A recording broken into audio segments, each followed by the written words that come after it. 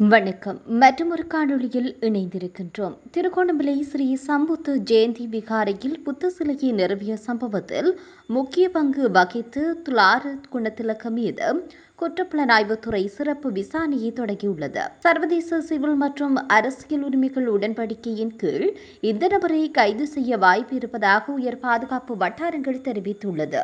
சம்பவத்தின் போது இனங்களுக்கு இடையில் முரண்பாடுகள் உருவாக்கியதாகவும் கோவிலுக்கு வருகை தந்த அரசாங்க அமைச்சர்களை துன்புறுத்த மக்களை தூண்டியதாகவும் அவர் மீது குற்றம் சாட்டப்பட்டுள்ளது. கடவத்த பகுதியைச் சேர்ந்த துலாறு குணத்திலக்க முன்னர் சிங்கள நெட் என்ற வலைத்தளத்தை நடத்தி வந்துள்ளார். மேலும் பல முன்னாள் அமைச்சர்களின் தனிப்பட்ட செயலாளராகவும் ஜெகபாலனு அரசாங்கத்தின் போது ஒரு அமைச்சரின் ஊடக செயலாளராகவும் பணியாற்றியிருக்கின்றார். இந்த முழு சம்பவத்திற்கு மூல காரணம் திருகோணமலை கோட்டை சாலையில் உள்ள அழகிய கடற்கரையில் அமைந்துள்ள ஸ்ரீ சம்புதத்துவ ஜெயந்தி போதிராஜ விகாரைக்கு சொந்தமானதாக கூறப்படும் நிலத்தின் பிரச்சினையாகும். கோவிலில் மற்றும் பிரதேச சபையின் பொறுப்பாளரின் கூற்றுப்படி இந்த நிலம் 2014ஆம் ஆண்டு அப்போதைய ஜனாதிபதி மஹிந்த ராஜபக்ஷவினால் புனித நிலப்பத்திரம் மூலம் கோவிலுக்கு வழங்கப்பட்டது.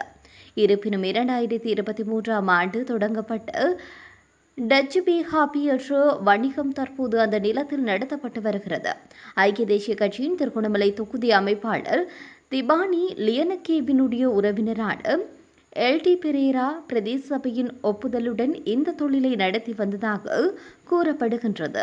மேலும் அதன் வருமானத்தின் ஒரு பகுதி கோயிலின் மின் கட்டணங்களை செலுத்துதல் உள்ளிட்ட பராமரிப்பு பணிகளுக்கு பயன்படுத்தப்பட்டதாக கூறப்படுகின்றது. நவம்பர் மாதம் 4ஆம் தேதி நகர அபிவிருத்தி சம்பந்தப்பட்ட உணவகம் அங்கீகரிக்கப்படாத கட்டுமானம் என்று வணிக உரிமையாளர்களுக்கு தெரிவித்து அதை அகற்றுமாறு தெரிவித்ததனால் இந்த நெருக்கடி அதிகரித்தது. விகாரை தரப்பினரால் முன்வைக்கப்பட்ட உண்மைகளை கருத்தில் கொண்டு கட்டுமானங்களை அகற்று 7 நாட்கள் சலுகை காலம் வழங்கப்பட்ட போதிலும் அந்த காலம் முடிவடையவிருந்ததினால் உணவகத்திலிருந்து சுமார் 50 மீட்டர் தொலைவில் தம்பப்பள்ளி கட்டிடம் என்று கூறி தற்காலிக கட்டுமானம் தொடங்கப்பட்டது. அதைத் தொடர்ந்து திருகோணமலைக்கு வெளியே உள்ள பகுதிகளில் இருந்து வந்த பலாங்குடு கசப தேரர் மற்றும் துலாறு குணத்திலக்க உள்ளிட்ட குழு தலையிட்டு புதிய கட்டுமானத்தில் புத்தர் சிலையை நிறுவியது. திருகோணமலைக்கு வெளியிலிருந்து வந்து பலாங்குடு கசப தேரரும் கடவத்த மற்றும் வெபாடாவைச் சேர்ந்த துலாறு குணத்திலக்கவும் அது ஒரு தர்மப்பள்ளி கட்டிடம் என்று கூறி அங்கு புத்த சிலையை நிறுவ முயற்சித்தது. இந்த பிரச்சனைகளுக்கு இனவரி முகத்தை அளித்தது. மேலும் புத்த சிலையை நிறுவியவர் துலாரவே. 16ஆம் தேதி இரவு காவல்துறையினர் சிலையை அகற்ற முயன்றதாக கூறி பதற்றமான சூழ்நிலை ஏற்பட்டது. அந்த நிலைமையை கட்டுப்படுத்திய பின்னர் 17ஆம் தேதி பிற்பகலில் சிலை மீண்டும் அதே இடத்தில் நிறுவப்பட்டது. இதற்கிடையில் கோயிலில் ஒரு பகுதியை இடிப்பதை தடுக்க உத்தரவிடக் கோரி கோயிலின் தலைமை விகாராதிபதி திருகோணமலை கல்யாணவன் சித்திச தேரர் மேன்முறையீட்டு நீதிமன்றத்தில் ஒரு ரிட் மனுவை தாக்கல் செய்துள்ளார். கடலோர பாதுகாப்புத்துறையின் இயக்குநர் ஜெனரல் 2025 ஜூலை மற்றும் ஜூன் மாதங்களில் அனுப்பிய கடிதங்கள் மூலம் விகாரை கட்டமைப்புகளை இடிப்பதை அறிவித்ததாகவும் அதற்கு எதிராக சுற்றுச்சூழல் அமைச்சகத்தின் செயலாளருக்கு தாக்கல் செய்யப்பட்ட மேன்முறையீடு முறையான விசாரணை இல்லாமல் நிராகரிக்கப்பட்டதாகவும் மனுவில் சுட்டிக்காட்டப்பட்டுள்ளது. கேள்விக்குரிய நிலத்தை மேம்படுத்துவதற்கு எந்த ஆட்சேபனையும் இல்லை என்றும் கடலோர பாதுகாப்பு விதிமுறைகள் மீறப்படவில்லை என்று கூறி கோயிலின் தலைமை விகாராதிபதி இடித்தல் முடிவு சட்டவிரோதமானது மற்றும் தீங்கிழைக்கும் செயல் என்று குற்றம் சாட்டுகின்றார்.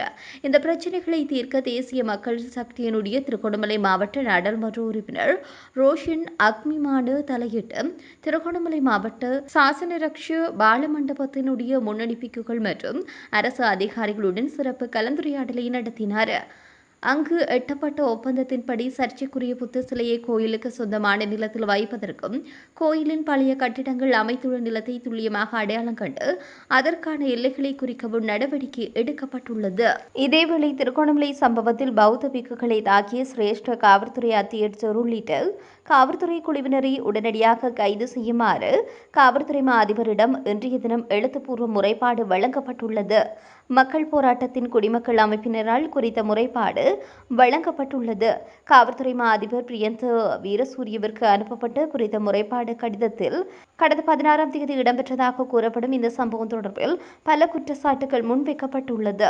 காவல்துறை அதிகாரிகள் குழு ஒன்று விகாரையின் கம்பி வேலியை துண்டித்து அதற்குள் பலவந்தமாக நுழைந்துள்ளதுடன் பௌத்த பிக்குகளை வைத்தியசாலையில் அனுமதிக்கப்படும் அளவிற்கு தாக்கிவிட்டு புத்த சிலை ஒன்றையும் எடுத்து சென்றுள்ளனர். காவல்துறையினரின் இந்த செயலானது 1979 ஆண்டின் 15ஆம் இலக்க குற்றவியல் சட்டக்கோவை மற்றும் தண்டனை சட்டக்கோவையின் சில பிரிவுகளை மீறும் செயல் எனவும் இது பிடியாணையின்றி கைது செய்யக்கூடிய குற்றம் எனவும் அந்த முறைப்பாட்டில் கூறப்பட்டுள்ளது. இந்த முறைப்பாட்டின் பிரதிகள் காவல்துறை ஆணைக்குழு உள்ளிட்ட பல நிறுவனங்களுக்கு அனுப்பி வைக்கப்பட்டுள்ளமை குறிப்பிடத்தக்கது. இதேவேளையில் புலம்பெயர்ந்த தமிழர்களின் வேண்டுகோளின் பேரிலேயே அரசாங்கம் இந்த சிலையை அகற்றியுள்ளதாக சிங்கள ராவிய தேசிய அமைப்பின் தலைவர் அக்மீமனு தயாரத்ன தேரர் தெரிவித்தார். இது தொடர்பில் கருத்து கூறிய தயாரத்ன தேரர் திருகோணமலை மாவட்டத்தை கிழக்கு மாகாணத்தின் ஒரு பகுதியாக புலம்பெயர்ந்த தமிழர்களுக்கு தருமாறு கேட்டுள்ளதாகவே தோன்றுகின்றது. புத்த சிலையை வைக்கும் போது போலீசார் நடந்து கொண்ட விதம் கண்டிக்கத்தக்கது. மேலும் பல விடயங்கள் தொடர்பில் எம்மிடம் தகவல்கள் இருக்கிறது. அவற்றை ஊடகங்களுக்கு கொடுக்க முடியாது. வெட்கி தலை குனிய வேண்டிய விடயமாக உள்ளது. திருகோணமலை சம்புத்த ஜெயந்தி விகாரையின் விகாராதிபதி நடத்திய ஊடகவியலாளர் சந்திப்பில் திருகோணமலை கோட்டை போலீசார் தினமும் வந்து பல சிக்கல்களை தந்ததாக கூறியுள்ளார். புத்த சிலையை நிறுவுவதற்கு பல தடைகளை ஏற்படுத்தினர். யாரோ ஒருவரின் அழுத்தத்திற்கு இதை பெரும் பிரச்சனையாக மாற்றியுள்ளனர். இது தொடர்பில் எங்களிடம் சாட்சியங்கள் மற்றும் காணொளிகள் இருக்கின்றது. நாங்கள் எந்த கட்சிக்கும் சம்பந்தப்பட்டவர்கள் அல்ல. மேலும் எந்த அரசியல் கட்சிகளுக்கும் ஆதரவு அளிப்பவர்கள் அல்ல. அதனால் குழம்பிய குட்டையில் மீன்பிடிக்க வேண்டாம் என தெரிவித்திருக்கின்றார். இதேவேளையில் திருகோணமலையில் புத்த சிலை வைக்கப்பட்ட விவகாரம் முழுமையாக திட்டமிட்ட இனவாத செயல்பாடு என ராஜாங்கனி சந்தாரத்ன தேரர் குற்றம் சுமத்தினார்.